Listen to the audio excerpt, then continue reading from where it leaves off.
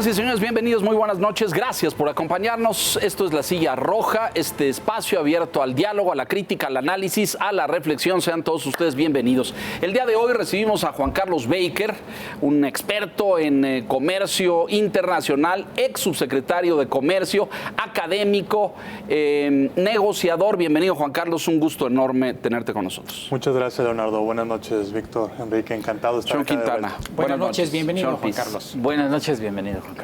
Vaya escenario que yo no sé hace cuántos años México no enfrentaba un escenario, a mi juicio, pero lo pongo a tu consideración, tan adverso en materia de comercio exterior, ¿no? Y especialmente con nuestro socio primario, principal, aliado y tantas otras cosas que decimos en las declaraciones conjuntas, pero luego que en la realidad o en los hechos como que no se traducen en actitudes y en políticas públicas concretas.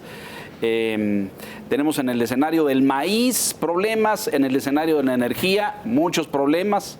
Leía yo hace unos días que el tema de las autopartes y eso como que empezó a regularse porque habíamos pasado una etapa como un loop ahí difícil. En fin, yo creo que el panorama es amplio. Empecemos por hacer un balance general de cómo está la situación.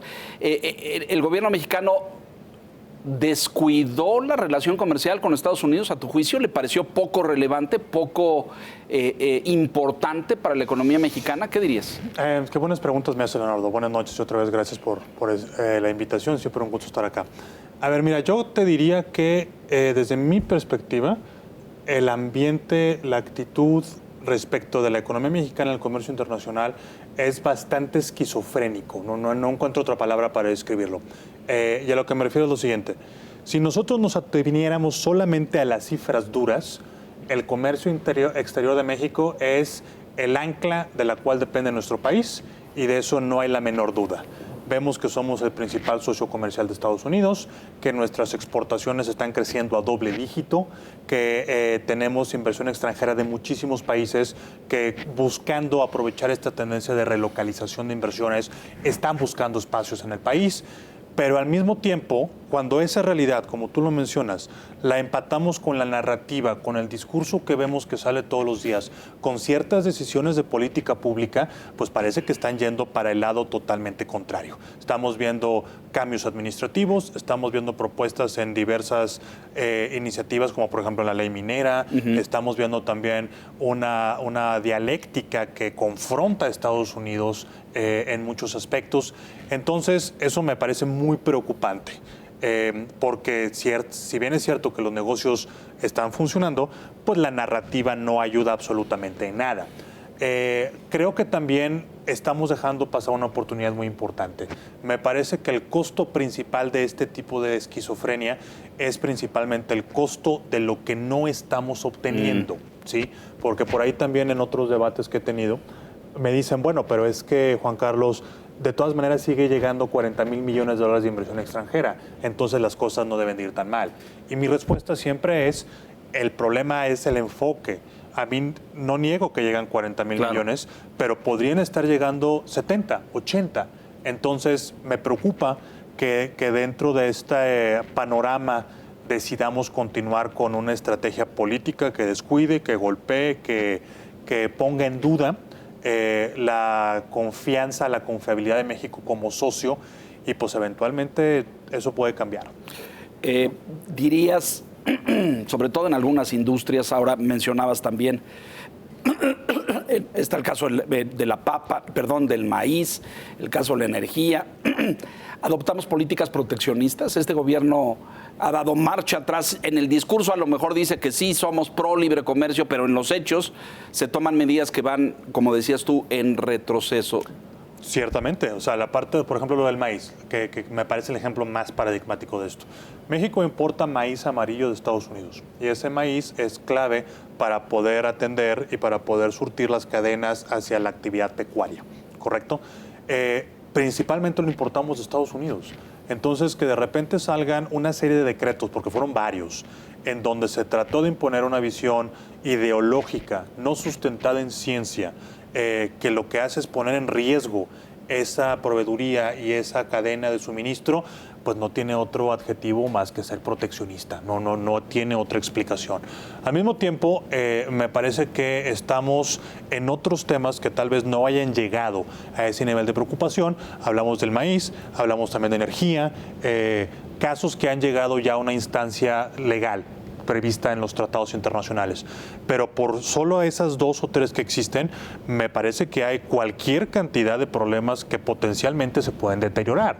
Existen cuestiones de la industria farmacéutica que ustedes también han abordado en diversas instancias, en la cual la compra de medicamentos, las compras públicas, las licitaciones, existen también preocupaciones por temas incluso ambientales alrededor del Tren Maya. Claro. Entonces puedo pensar tranquilamente en 10 o 15 temas sin mayor problema que podrían derivar en conflictos económicos y comerciales importantes.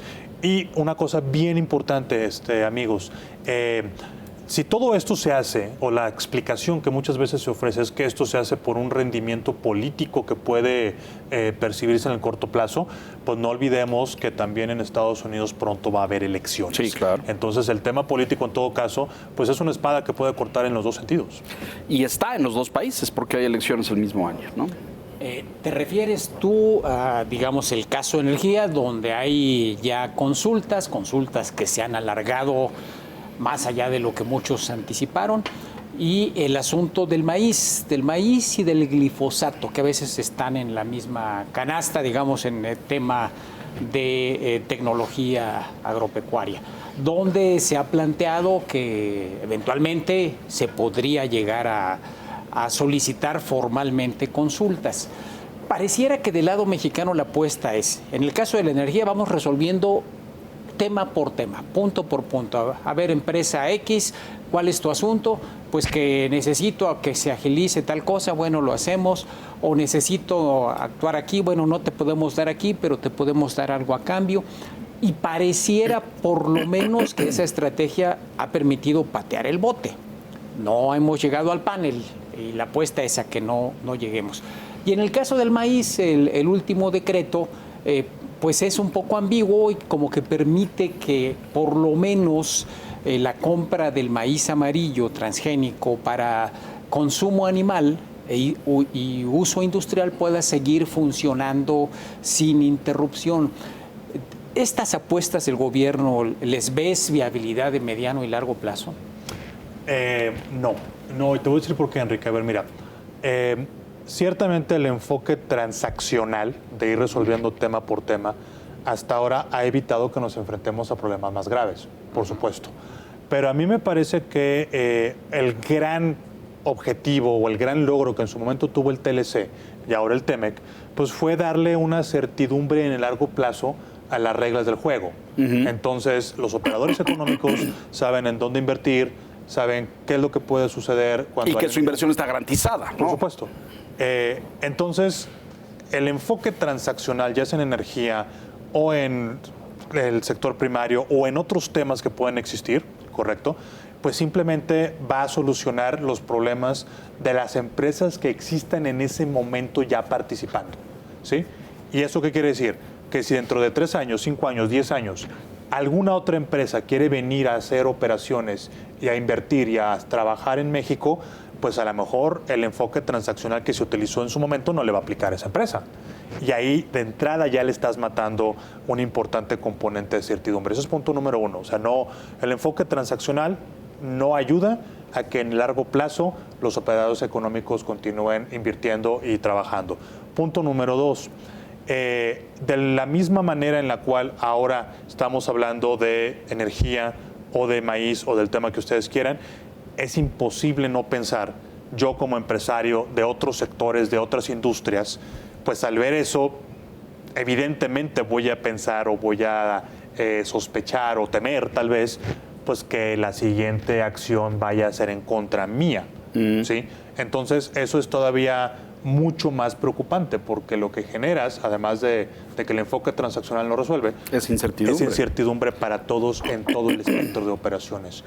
Yo no puedo presumir de saber qué está pensando Estados Unidos o Canadá, pero si la experiencia anterior funciona para este caso, pues lo que puede suceder es que en cuanto se resuelvan todos los temas pendientes, pues de todas maneras va a venir el panel. Porque pues pensemos un poco siendo el abogado del diablo. Si yo lanzo el panel ahora, mis empresas que ya tienen problemas, pues posiblemente no se van a resolver nada. Entonces que se resuelvan sus problemas y después de todas maneras pido lo que a mi derecho legalmente considero, ¿no? Especulación pura, ¿eh? Te escucho, pero bueno, pienso en el caso de Iberdrola, que a lo mejor lo tenemos muy cerca, ¿no? Y que, por cierto, no está concluido porque hay un fondo de inversión ahí que adquiere que no está claro. Pero, ¿qué mensaje envía la compra de estas 13 plantas de Iberdrola al sector energético internacional que ha invertido en México? Mira, es una pregunta bien interesante porque he escuchado cualquier cantidad de interpretaciones y he leído también muchas interpretaciones. A ver, primero nada más recordar que España, la nación de donde Iberdrola es originaria, España ya ha invertido en México más de 80,000 millones de dólares. Y la inversión española en el sector de energía es aproximadamente el 10% de eso, 8 o 9 mil millones de dólares. O sea, no, la operación, a esto es a lo que quiero llegar, la operación no es nada menor, es una parte muy importante de la inversión española y concretamente en el sector energético en el país. Y yo creo que, bueno, el mensaje que está dando es pues que la empresa finalmente tomó nota de que no eran bienvenidos. Y no lo estoy diciendo yo, simplemente hay que ver el récord de todo lo que en su momento se dijo respecto de esa empresa, de las operaciones de dicha empresa y demás. Entonces, independientemente de si hace sentido económicamente o no, si va a representar una ganancia financiera para la empresa, para el gobierno, independientemente de la viabilidad técnica, eléctrica de esto, lo que estamos viendo desde mi perspectiva, pues es que una empresa ante esos embates, pues prefirió más bien cortar por lo sano y vender los activos que podía y pues con ese dinero tomar otras decisiones de negocio que bien pudieron haber estado en el país. O sea, regreso a mi comentario de origen, Leonardo, de cómo el hecho de que las cosas vayan bien no quiere decir necesariamente que estamos tan bien como se podría, ¿no? Sí, claro, no reinvierte lo que está obteniendo de ganancia en esta operación. Juan Carlos, un comentario sobre, frente al reto que se ha planteado aquí, que representan estos conflictos o estas disputas comerciales con Estados Unidos y con Canadá, un poco tu evaluación del equipo. O sea, la pregunta va más en el sentido, yo recuerdo cuando la parte final de la administración pasada, platicando contigo, con Ildefonso Guajardo, que el equipo que tenía la Secretaría de Economía era el equipo que estaba, me acuerdo que Ildefonso, la palabra que utilizó, dijo, estamos en 3 pistas, porque estamos cerrando la negociación con Estados Unidos y Canadá del TEMEC, pero también estamos negociando con Europa y estamos negociando con Asia-Pacífico. En esta administración hemos visto ya tres secretarias de Economía, la secretaria Márquez, que fue nominada al INEGI, la secretaria Tatiana Cloutier, que bueno, renuncia, ¿no?, por su decisión, llega una nueva secretaria, pero cambia el equipo porque pues, algunos les piden las renuncias, a otros les dan las gracias, otros toman la decisión de irse, ¿no? Frente al reto, frente al desafío, ¿cuál es la señal que se manda desde el gobierno mexicano con estos cambios? Y yo no sé cómo veas tú al equipo si tenga la experiencia necesaria para afrontar lo que viene.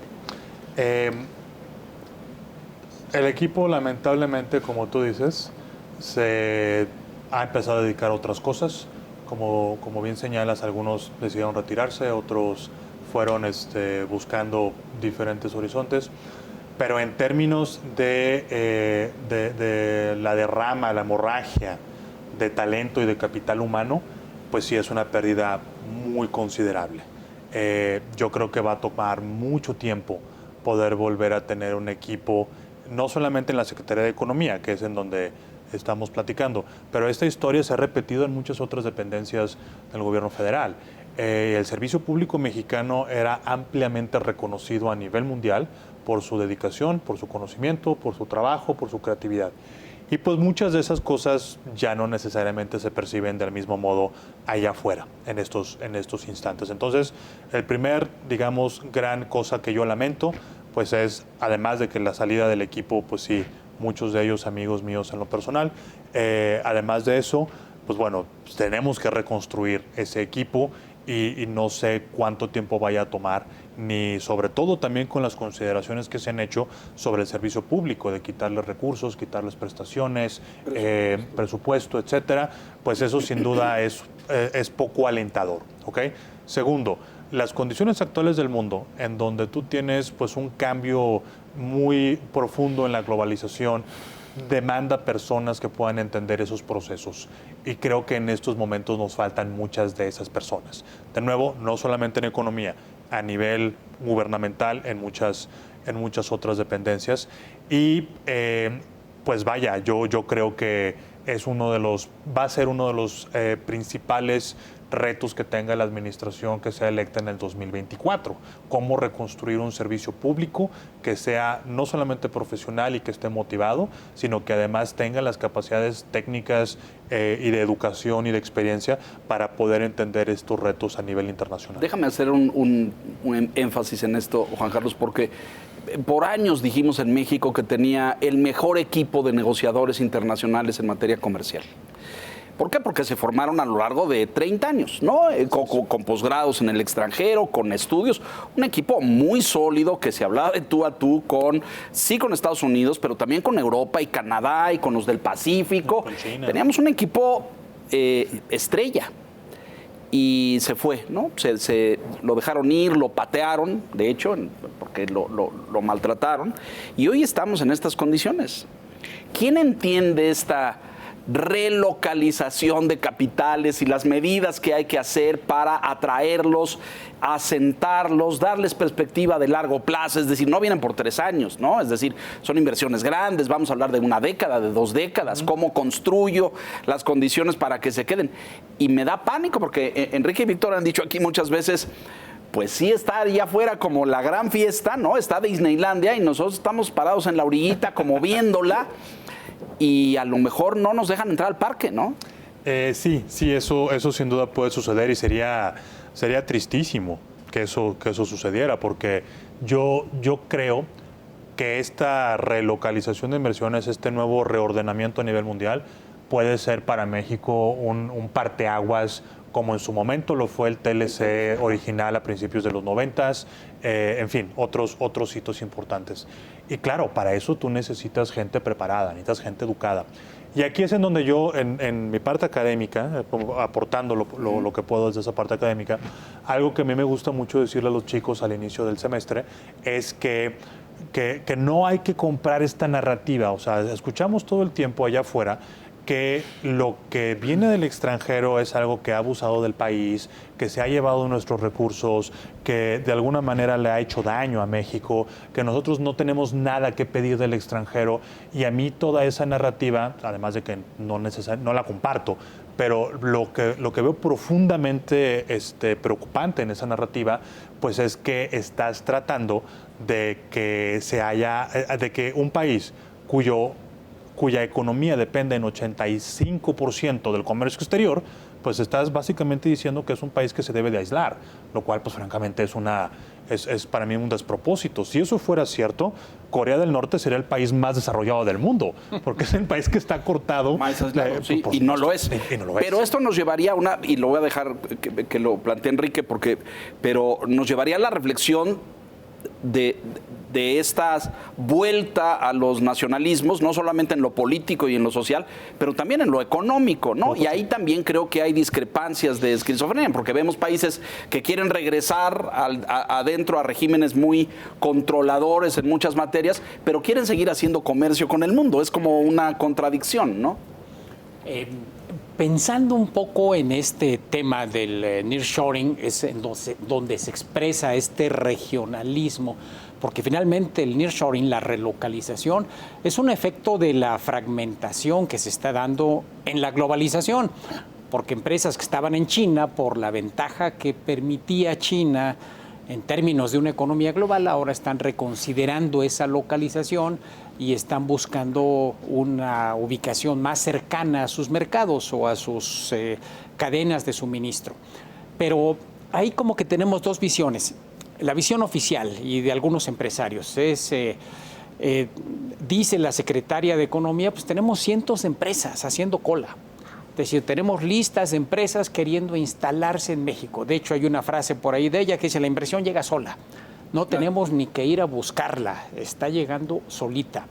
Y también, por ejemplo, los desarrolladores de parques industriales te dicen, pues no tengo tiempo para atender a todos aquellos que están buscando terrenos industriales en México, que están queriendo instalarse en el país, ya estamos saturados. Pero por otra parte, en el otro extremo, hay quien te dice, pues está muy bien, pero cuando te piden agua, cuando te piden energía eléctrica segura, cuando te piden mano de obra calificada, cuando te piden transporte, pues entonces ya no podemos satisfacer ese conjunto de requisitos y vamos a perder esto que tú le has dicho, es una oportunidad que tiene fecha de caducidad. Así es. Que a lo mejor en 3, 5 años se va. Si no la tomamos, ahí anda flotando. Si no la agarramos, en 5 años ya va a estar en otro lado. ¿Cómo conciliar esta visión? ¿Qué es lo real? Estas empresas que están haciendo cola para llegar a México después de venirse de China o las dificultades para realmente aprovechar la ocasión. Ok, a ver, sin caer en esa esquizofrenia en la que yo hablaba al principio, yo creo, Enrique, que las dos son ciertas y déjame te explico a qué me refiero. A ver, efectivamente, hay una buena cantidad de empresas que están tratando de instalar sus operaciones en México. Hay bastante evidencia, tanto anecdótica, basta levantar el financiero el día que quieran y ahí va a haber una serie de anuncios, como también evidencia estadística. O sea, si vemos los números, pues sí, ahí está la inversión extranjera, ¿ok? Pero esta inversión no es el fruto de un plan estratégico bien pensado que deba de ser la guía del país que nos estamos imaginando. Es decir, traer una inversión de una empresa de alta tecnología en inteligencia artificial, manufacturas avanzadas, pues no es lo mismo que traer una planta que vaya a poner suelas en los zapatos. Ambas son correctas, o sea, que una empresa del segundo tipo venga y meta $5 millones, o 3 o lo que sea, pues a lo mejor le da empleo a 50, 100 personas, lo cual, insisto, es bastante bueno. Pero esa parte estratégica, en este reordenamiento, la labor que yo veo que falta es imaginarnos qué tipo de país queremos que México sea dentro de 15 años o 20 años, ¿sí? Ahora que están los límites, pues estamos en 2023, todo el mundo se lo imagina a 2050. Pues bueno, 25 años si ustedes quieren. Y para eso, ¿qué tenemos que hacer? ¿Qué inversión nos sirve más? ¿Traer la inversión de la planta que utiliza inteligencia artificial o la de que hace las suelas de los zapatos? Creo que sabemos todos cuál es. Y entonces los recursos del gobierno, que siempre van a ser limitados, pues tendrían que irse ordenando en una secuencia que vaya a satisfacer los requerimientos de esas industrias y de esa planta estratégica que tú ya decidiste que quieres ser. Y eso no está pasando. Efectivamente, la secretaria Buenrostro tiene razón. Hay cientos de empresas que quieren venir al país, que ellas solitas vienen y empiezan a hacer sus procesos en Jalisco, en Nuevo León, en Aguascalientes, en Sonora, pero ahí llega de todo. Y cada una de esas empresas va a tener un requerimiento y unas demandas diferentes. Y yo pienso que eso es en donde el gobierno tendría que poner mucho más orden. Pero eso, bueno, lamentablemente, si existe, yo no lo he visto. Y me parece que el resultado de todo lo que está pasando, pues es totalmente orgánico. Y dos cosas aquí nada más para cerrar la idea.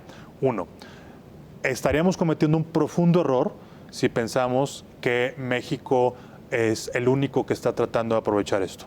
Así como estamos en este foro, ahí se los garantizo, hay foros similares de empresarios académicos, de legisladores en Vietnam, en Colombia, en Costa Rica, en muchos lugares. Claro. Entonces, podemos quedarnos con lo que llegue solito o podemos hacer una estrategia pensada, proyectada, con recursos, pues que duplique o triplique de lo que estamos hablando. Pero y ahí esa no hay, ¿no? No, no hay esa estrategia. Si existe, yo no la he visto. No, nadie la ha visto. Pero no sucede, ¿no? Y sí, nada más para cerrar la segunda idea, yo he hablado mucho, como lo hemos platicado tú y yo, Enrique, de que yo sí veo que hay una ventana de oportunidad en esto. Por ahí luego también escuchas que pues esto ya va a ser para siempre. No. Yo no estoy seguro de eso, porque hay una serie de políticas que Estados Unidos está determinando para dar subsidios, para volver a traer empresas a la región de América del Norte, y en lo que se ha aprobado en el Congreso de Estados Unidos, la ley de la infraestructura, la ley para reducir la inflación, la ley de chips, etcétera, todos esos recursos tienen unos tiempos específicos en los cuales se van a terminar de desembolsar. En algunos casos es 3 años, en algunos 5, en algunos 7 años. Entonces, el gobierno de Estados Unidos no siempre va a tener la cartera abierta para que sea ese magneto de inversiones que México también se está beneficiando ahora. Sí, creo que el tema es un poco, para redondear la idea, como decías tú hace un momento, está muy bien que México reciba 40,000 millones de dólares de inversión extranjera directa, pero el reto es cómo la duplicamos. Alguien decía, ¿cómo hacemos que en lugar de recibir una Tesla, lleguen 10 Teslas al país? O sea, ¿cuál es la ruta para llegar ahí, ¿no? Y creo que otros temas, digo, además de los que ya se mencionaron, sin duda, decía Enrique, pues evidentemente logística, transporte, energía proveniente de fuentes renovables, pero también temas, a propósito de esto que se comentó al principio, temas relacionados con la seguridad jurídica. O sea, ¿cómo le garantizas a quien invierte en México que no le vas a cambiar las reglas del juego? Seguridad física para los trabajadores, cómo crear comunidades urbanas, porque obviamente van a llegar inversiones y se van a instalar empresas, pues también se necesita un desarrollo urbano para esas. Creo que es parte de un plan integral que tendría que haber mirando hacia allá. Correcto. Y fíjate que ahí, para bien o para mal, ¿no? Donde sí he visto que hay mucho movimiento en ese sentido que tú mencionas, Víctor, pues es a nivel estatal. En el momento en que desaparecen muchas de las instancias de coordinación federal que existían antes, pues básicamente cada estado va y hace lo que puede o lo que le alcanza, lo cual es profundamente injusto, porque estados como Nuevo León, Jalisco, Chihuahua, Sonora, pues tienen experiencia, tienen recursos, tienen ya una infraestructura muy establecida. Estados en el sur del país, o más pequeños, como, no sé, Colima o Tlaxcala, pues van a tener menos atractivo. Y son los que más lo necesitan, por cierto. Pero bueno, el caso es que, para bien o para mal, yo sí he visto que en ciertos lugares a nivel estatal, en el país, sí ha habido esfuerzos muy concretos y muy bien estructurados para tratar de promover inversiones y comercio exterior. El estado de Jalisco, por ejemplo, pues habría 2 oficinas en Estados Unidos, tiene un equipo bastante profesional a nivel del gabinete local. Nuevo León hace lo mismo, la nueva administración en Aguascalientes también está haciendo muy bien las cosas, la gente que también está en Sonora, estuve por allá hace unas semanas. Querétaro, por supuesto, pero otra vez, o sea, de nuevo, bienvenida a la inversión, qué bueno que van a esos lugares y que se generan empleos ahí, pero si hubiera esta parte estratégica, que fuera parte, que fuera un plan con unas miras más amplias, de más largo plazo, pues los recursos del gobierno estarían planteados para que se fueran a otro lado. Que ahora lo que ha sucedido, Leonardo, pues es que se está tratando de fomentar ese crecimiento en el sur, pues a base de las obras que conocemos. La refinería, el Tren Maya, Sembrando Vida y estos programas pues que han sido pues ya profundamente analizados, ¿no? Sí, y que a lo mejor no nos toca meternos en eso porque nos desviaríamos profundamente, pero yo sí percibo, y me parece incluso lógico y tiene sentido, como una intención del presidente o del gobierno federal de decir, a ver, hay que equilibrar mucha de la derrama económica que trajo el TLC en su momento, el TEMEC, que está pues en el norte del país, en los estados del norte, por la cercanía con la frontera, etcétera, y el sur se descuidó un poco los últimos 25 años. Bueno, muy bien, vamos a tratar de equilibrar eso. Digo, yo no estuve presente en la conversación de Mr. Musk y el presidente de la República, pero a lo mejor hubo incluso alguna intención de decirle, oiga, ¿por qué no la pone en Chiapas, no? ¿O por qué no la pone en Campeche o en Tabasco? Y Mr. Musk dijo, pues no, yo los quiero cerca de la frontera, porque es la lógica del comercio, ¿no? Es decir, aquí no es geopolítica, aquí es, pues, rutas comerciales, puertos, trenes, cruces fronterizos rápidos y ágiles. Pero entiendo esta lógica de decir, a ver, pues vamos a desarrollar el sur, vamos a poner inversión allá. Pero pues no es, yo lo que veo, y esa es la pregunta, es pues que hay una carencia de estrategia en absoluto. ¿Por qué los estados tienen que ir a buscar por sí solos? ¿Porque no hay una estrategia federal o es así? Bueno, no hay una estrategia federal, pero los estados, bueno, algunos tienen una inclinación mucho más palpable para esa parte de vinculación al exterior. El norte del país incluso antes del TLC, desde los 70s, 80s, con el desarrollo de los primeros programas de la industria maquiladora, ya tenía esta vinculación al comercio con Estados Unidos, ¿no? Entonces, bueno, hay algunos estados que están naturalmente más vinculados. Hay otros que han desarrollado esta vinculación. Creo que el mejor ejemplo es el centro del país, el Bajío. Guanajuato, Querétaro, Aguascalientes mismo. Entonces, lo que a mí me dice esto es que sí puedes crear los polos de desarrollo. Y por cierto, con el análisis que tiene el presidente y con lo que ha mencionado de que hay que llevar el desarrollo al sur, yo no puedo estar más de acuerdo. Todos estamos de acuerdo. Claro, en donde creo que empieza a haber una divergencia importante es en cómo hacerlo. Claro. Yo creo que el primer paso es, como dice Víctor, tienes que garantizar la seguridad jurídica de lo que está pasando ahí. Y en el sur del país, pues sabemos que de entrada la tenencia de la tierra ya es un problema muy complicado. No hablemos de infraestructura o mano de obra. Entonces, ¿qué podría hacerse? Pues bueno, primero detectar las verdaderas vocaciones de estos estados. De cada región. Sí, una de las razones por las cuales Elon Musk posiblemente, especulamos, le dijo el presidente que no se lo va a llevar allá, pues es porque simplemente no puede estar allá. Pero ¿por qué no ir con alguna empresa que se dedique a exportar miel orgánica o café o productos que sí se producen en esa zona? ¿Me explico? También creo que hemos pecado mucho de tratar de hacer como una homologación de todas las industrias a lo largo de todo el país. Y eso pues no es posible, ni siquiera económicamente, tienen los mismos factores. Entonces, primero... Sería la lógica de los hubs, ¿no? Es decir, si Jalisco se ha concentrado en tecnología en los últimos 20 o 25 años, o el Bajío en automotriz y autopartes y eso, bueno, ahí, sin duda. Aeroespacial, Querétaro, etc. Y el sur-sureste en ese aspecto tiene sin duda grandes posibilidades de beneficiar a ciertos sectores. La parte incluso, te diría yo, hasta de la logística y el transporte, el corredor entre la península de Yucatán y Miami, o la península de Yucatán y Nueva Orleans, puede ser una ruta igual de ágil o tal vez más incluso. Y muy rentable. Que lo que puede ser cruzar por tierra todo el territorio, a lo largo de la frontera. Claro. Porque la infraestructura fronteriza en el norte pues ya está presentando retos importantes. Entonces, sí, garantizar el Estado de Derecho, garantizar que tú vas a tener una serie de apoyo para las vocaciones que realmente se pueden explotar dentro de los estados del sur-sureste del país. Y bueno, pues también tratar de que esos estados tengan, si se va a continuar con esta lógica de que sea cada uno de los gobiernos el que pueda hacer lo que le alcance, pues que esos estados también tengan esta visión, ¿no? Escuchamos muy seguido que, por ejemplo, el gobernador de Nuevo León anda en gira, fue a Alemania, fue a Davos, etcétera.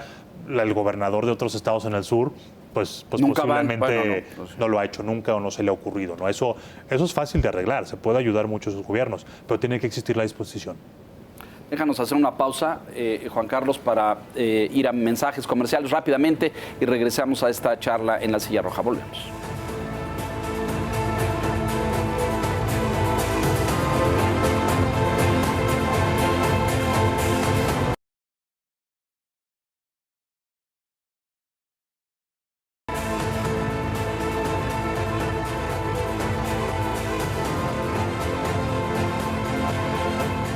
Estamos de regreso con Juan Carlos Baker en La Silla Roja, hablando de este momento de cambio y de transformación a nivel internacional en materia de comercio.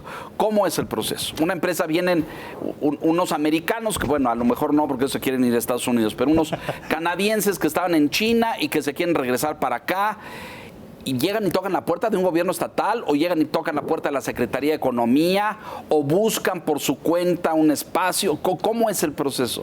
Qué buena pregunta, porque la verdad sí hay veces que nada más leemos en el Financiero cuál es el anuncio, pero atrás de todo eso hay un proceso. Y meses de negociación, ¿no? Años a veces incluso, Leonardo. Y sí puede ser como una caja negra, pero mira, a riesgo de ser profundamente simplista, la manera en la cual regularmente funciona es lo siguiente. Algunas empresas, pues simple y sencillamente deciden que van a abrir operaciones en alguna parte porque ahí está su cliente.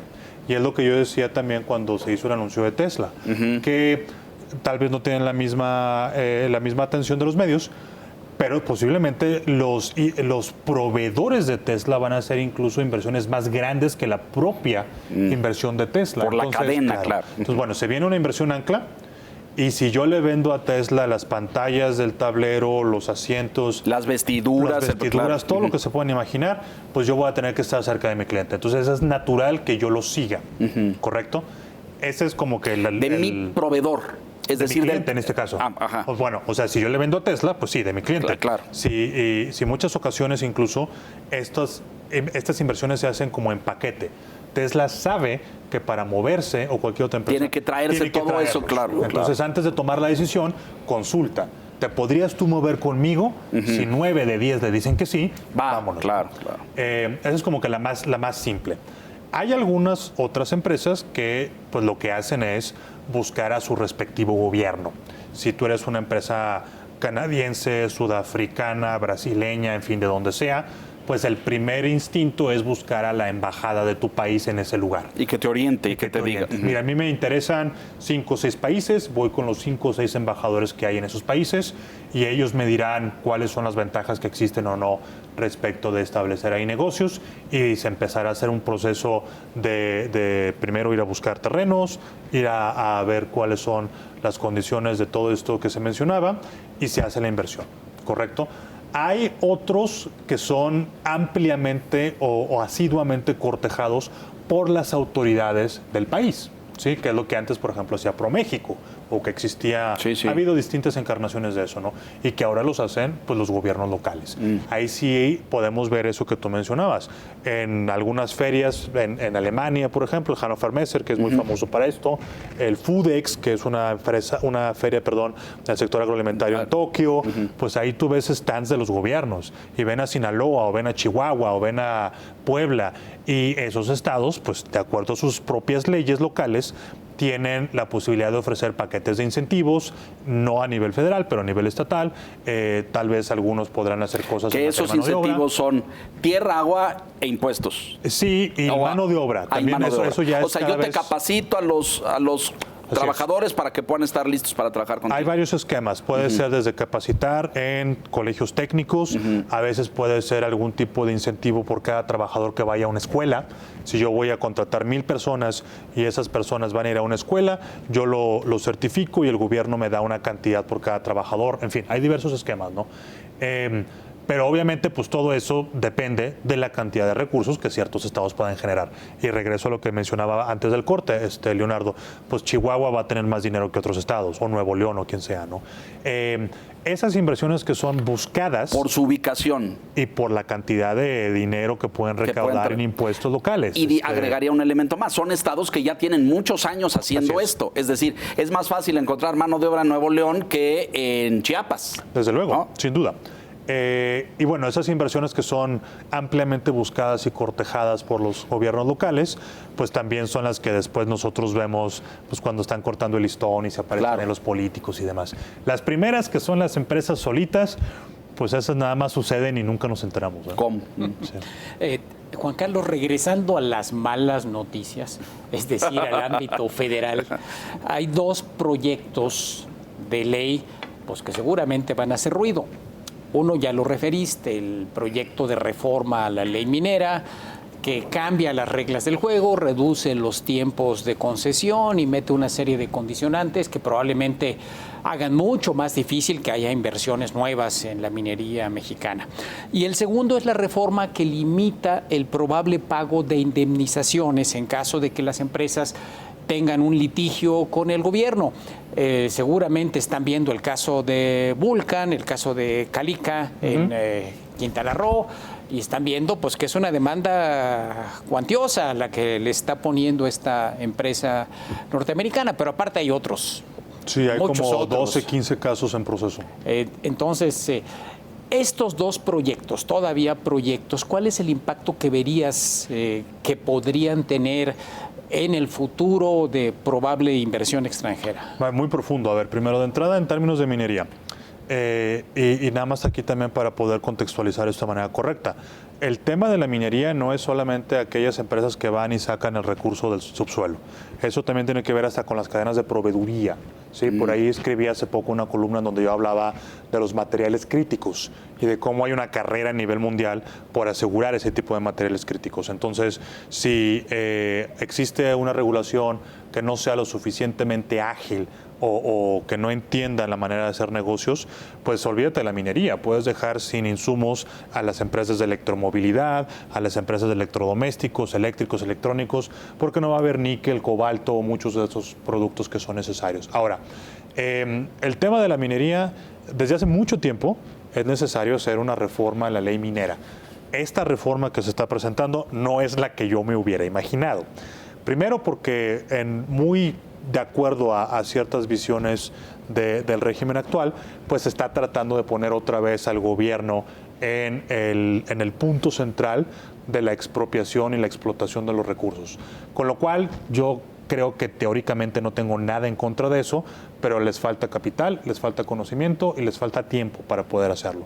Los privados son mucho más eficientes en ese aspecto. Entonces, al reducir, básicamente hay 3 elementos que me preocupan. Uno, la reducción del tiempo de las concesiones, de 50 a 15 años. Eso no es suficiente para que un producto minero madure. Un proyecto minero puede llegar a tomar hasta 18 años solamente en la exploración. Olvidémonos de la explotación. Entonces, se termina la concesión, perdiste todo el dinero que se invirtió. Y no recuperaste nada. Y no recuperaste absolutamente nada. Ese es punto número 1. Punto número 2, que hay otra serie ahora de disposiciones para los minerales a los cuales tú tienes la concesión. Si empezamos a hacer un hoyo aquí y nosotros tenemos una concesión de plata, pero ahí abajo hay níquel, porque así lo quiso la naturaleza, bueno, pues yo puedo recuperarlo o hacer otro tipo de operaciones a partir de eso. La nueva ley y la nueva minera no permite eso. Tercero, a lo que acabo de decir, da la posibilidad de que empresas paraestatales, que ya sabemos cómo funcionan en el país, haga toda la explotación sin tener que cumplir estas 2 cosas. Es decir, si una empresa paraestatal encuentra lo que encuentre, no tiene problemas, puede explotar lo que quiera y vender lo que quiera. Para una empresa paraestatal, pues la concesión no tiene ningún límite y se puede renovar de manera indeterminada. Entonces, bueno, eso... Creo que el efecto en la minería puede ser muy profundo. Ahí, y perjudicial, quiero suponer. Por supuesto, claro. Hay países, por ejemplo, como Canadá o como Australia, que tienen intereses mineros fuertes en el país, pues seguramente deben estar siguiendo esto con mucho, mucho nivel de detalle. Puede ser violatorio de tratados internacionales, por cierto, por considerarse una expropiación indirecta la manera en la cual se redujo las concesiones. Pero bueno, los abogados interpretarán. La parte administrativa, que me lleva a tu segunda pregunta, Enrique, esa pues le da el corazón de la certeza jurídica. Y también, nada más para que quede claro, si un gobierno decide expropiar un proyecto o hacer algo, claro que lo puede hacer. Ahí también luego existe esta narrativa de que el tratado nos impide hacer tal o cual cosa. No, no es cierto, se puede hacer. Nada más que el gobierno tiene que pagar. Y para eso también hay una serie de principios internacionales. Tienes que respetar el valor comercial de lo que tú estás expropiando. No se vale que si tú expropias algo, imagínense un terreno en la playa que tiene un hotel, pues tú digas de manera arbitraria que eso vale $100 y eso es lo que pagas. Pues claro que no. Es totalmente inconcebible, ¿no? Y la ley, el poner estos topes a las indemnizaciones, pues va precisamente en el sentido contrario, ¿no? Segundo, me parece que la parte administrativa es una iniciativa que reforma varias leyes, pero en esencia, pues lo que quiere hacer es darle mucho más margen de operación al gobierno en los tratos que tenga para concesiones, licitaciones, expropiaciones y demás. Y eso, insisto, puede ir en contra de tratados internacionales, pero básicamente lo que está diciendo es que pues el gobierno puede tomar posesión o puede tomar decisiones sobre tus activos y no hay ninguna garantía de que te vaya a pagar lo justo. Primero, que te va a pagar, y segundo, que te vaya a pagar lo justo. Se citan abusos, con los cuales creo que también puedo estar de acuerdo que hay abusos, que ha habido abusos en ese aspecto, pero yo pienso que responder en este caso con acciones que podrían ser interpretadas como igualmente abusivas por parte del gobierno, pues eso tampoco lo va a hacer correcto, ¿no? Y además pienso que si hubo abusos, como esta administración sostiene, en muchas áreas, en energía, en minería, etcétera, pues a lo mejor es porque la autoridad no reguló con eficiencia, ¿no? Es decir, quien tiene que estar vigilando que el concesionario no se pase, pues es la autoridad. Y ahí a lo mejor este gobierno tiene un punto en decir, los de antes cometieron el error de no frenar los abusos. Pero el problema es que ahora el péndulo se fue del otro lado. Correcto. Y ahora vamos a fortalecer los monopolios del Estado en todas sus áreas con la ineficiencia histórica demostrada en números. Y además, pues enviar un mensaje a la inversión privada de que aquí no estamos en términos de igualdad, no compites en términos de igualdad, estás en segundo término en todos los mercados. Es violatorio del TEMEC eso, aunque yo sé que no hemos llegado a los litigios, pero me parece que estamos a 5 minutos de tener un panel. Sí, no solamente del TEMEC, sino también de otros acuerdos internacionales, en este caso, por ejemplo, regresando a lo de la ley minera, pues Australia y Canadá son socios nuestros en el Acuerdo Transpacífico. Entonces, sí, a ver, me parece que aquí hay 3 temas importantes de lo que mencionas tú, Leonardo. A ver, primero, si efectivamente si existe una falla en la regulación, pues entonces eso se hace a través de mejorar la regulación. Claro. Y hay cualquier cantidad de buenas prácticas a nivel internacional, porque también es un poco ingenuo pensar que este solo es un problema de México. Claro. O sea, esto es un debate, en todas partes, y es claro. un debate a nivel internacional, desde la selva, el Amazonas en Brasil, o los recursos mineros en Perú, o el petróleo en Malasia. O sea, hay muchos casos en donde este tipo de situaciones se han sabido enfrentar sin tomar estas decisiones como sugieren estas iniciativas. Entonces, pues deberíamos de estar viendo cómo se ha resuelto a nivel mundial otro tipo de situaciones. Y por supuesto mejorarlo, ¿no? Y aplicarlo. Punto muy importante. Punto número 2. Tratados internacionales tienen, si te construyes todo el tratado, lo único que hace es tener una serie de reglas en donde pone a los participantes en el mismo nivel de competencia, como mencionas tú, lo que se le llama el piso parejo. Estas leyes definitivamente no van a contribuir a que exista un piso parejo.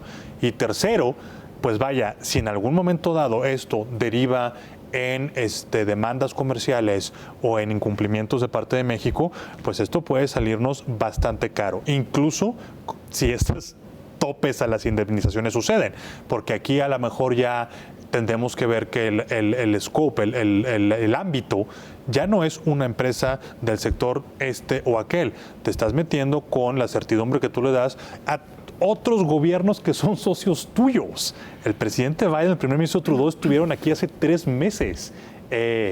Y ahí recordaremos todos pues, los discursos de unidad y de América del Norte. Y pues luego pasan estas cosas, parece difícil de reconciliarlo. No, tú decías, es esquizofrénico. Sí, al principio de la charla hablabas de la importancia del comercio exterior para México, dabas algunos datos que ya se mencionaron, lo de la inversión extranjera de 40,000 millones de dólares, exportaciones creciendo a tasas de doble dígito, México como principal socio comercial de Estados Unidos. Quiero conocer tu opinión sobre algo que ha estado en el ambiente recientemente y que tiene que ver con la idea del nearshoring, del nuevo Mexican Moment, el nuevo momento de México, ¿no? Recientemente tuvimos un tipo de cambio coqueteando con los 18 pesos por dólar, con una economía que el año pasado creció 3% y que bueno, este año no crecería tanto, pero no se ve mal. En fin, ¿cómo estás viendo tú esta idea del nuevo momento mexicano? Sí, he escuchado mucho ese... Que no viene del gobierno, por cierto. Sí, exactamente, viene de fuera. Exactamente. Sí, lo escuché en una... Es decir, no es artificio de una campaña publicitaria. No, para nada, para nada. A ver, mira, sí creo, como dije al principio, que si nos atenemos solamente a los números, pues al país le está yendo muy bien. Tipo de cambio, actividad económica, exportaciones, remesas, etcétera. Pero como comentaba con Enrique en otra ocasión, a mí me gusta luego a veces imaginarme esto, o esta información, me la imagino como cuando vemos una casa por fuera en cualquier barrio que tú desees, ¿no? Y la casa pues tiene muy buenos adornos por fuera, está bien pintada, el jardín está cuidado, ves más o menos que pues, el barrio no está tan mal, pero simplemente por ese rápido vistazo, no sabes cómo está la instalación eléctrica, no sabes si las tuberías están a punto de explotar, no sabes si allá adentro hay basura acumulada de no sé cuánto tiempo. Entonces, al país no le está yendo mal, eso también quiero subrayarlo, pero no debemos de quedarnos, desde mi perspectiva, en ese nivel de análisis. Tenemos que pensar en todas las necesidades que tenemos, en materia de salud, importantísimo, en materia de infraestructura, educación, proyección económica del país y preguntarnos si lo que está sucediendo ahora es suficiente para atender esas necesidades. Y ahí es en donde a mí ya a veces los números no me dan. O sea, la cantidad de empleos que estamos creando, el crecimiento económico 2-3%. Yo por ahí luego en varios eventos he hablado de un concepto que luego genera como que reacciones extrañas. Vamos a ver cómo sale aquí ahorita. Pero yo hablo de que estamos en una estable mediocridad. O sea, estamos creciendo más o menos, ahí van las cosas, no estamos en mal. la medianía. Exactamente. Entonces, bueno, pues sí, podrías tú pensar que podemos aguantar así mucho tiempo, tal vez. Pero los problemas de fondo no se están resolviendo. Conclusiones, se nos termina el tiempo, les pido comentarios finales. Creo que esta última idea y la imagen que transmites, Juan Carlos, pues nos da el recuento de tareas. Hay que ver la tubería y la instalación de gas y la instalación eléctrica y los pisos, cómo están, y no solo quedarnos en la fachada. Lástima, porque creo que esta administración va a terminar vendiendo la fachada. Va a quedar para el futuro el que tengamos el tiempo y la dedicación para ver las tripas de esa casa antes de que se nos vaya a caer un día de estos. Vamos a agradecer a Juan Carlos que haya estado aquí. Creo que es mejor escucharte de este lado, no del lado del gobierno, porque tienes conceptos creo que muy puntuales sobre temas que están en la agenda, ¿no? Y creo que es importante estar atentos a ellos, y habrá que ver cómo vienen las disputas pronto, si es que llegan, ¿no? Ojalá no. Ojalá. Yo voy a discrepar. A mí me encantaría escucharte del lado del gobierno y tener ahí a alguien a que dice, bueno, sabe, entiende, sabe de qué va la cosa, tiene una trayectoria, etcétera, porque lo que veo hoy me da pánico.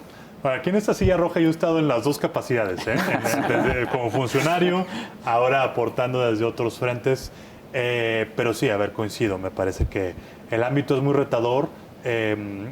Hay cosas que tenemos que preocuparnos, sin duda. Hay que saber apreciar lo bueno, porque también hay cosas buenas que apreciar. Pero para mí la pregunta es esa. ¿Quién se está haciendo las preguntas? ¿Quién se está haciendo o tratando de responder los debates o los dilemas que este país necesita, no para el próximo año, para el 24, para el 2030, para el 2040, para el 2050?